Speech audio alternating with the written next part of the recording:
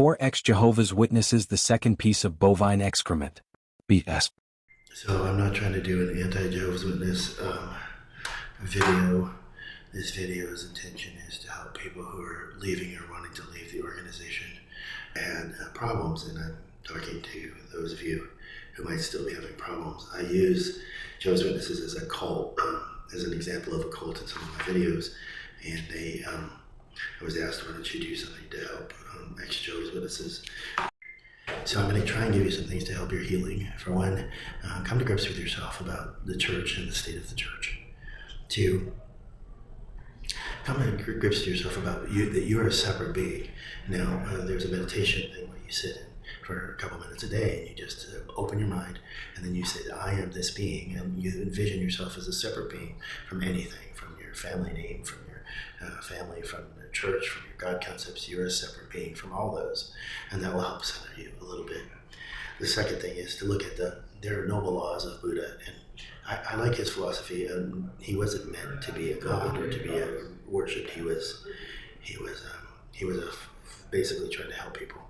And so look at his, there's a teaching of noble winds. The first one, I'm paraphrasing, and they get really complicated on this in their belief systems, but the first one is basically everything sucks. Everything's horrible. Wow, that's positive. Wait a minute. The second one is basically expectations. You can't, if you have high expectations, you'll be disappointed. Okay, that's true too. So if your expectations of leaving Jehovah's Witnesses was you're gonna have all these holidays and stuff, and you don't have them, you're gonna be disappointed. Like, why did I leave? Third one is everything changes. Now this seems to be kind of a stupid point, but if everything sucks, number one, and everything changes, number three, that's really good, right? Because you don't want to be in a bad situation. But you're going to go from bad to good, bad to good, bad to good. That's just life. And that has been one of the most major truths I've considered was that. So the fourth one's a little difficult, and when you read about it, you get these rice fields, paddies, descriptions that I didn't really get. But what I got out of it was, imagine yourself in a boat, and you're on a river, and you've got an oar, but you can't really change the direction of the boat that much. And you go to the boat, and at the end of the journey, at the end of the river, is death.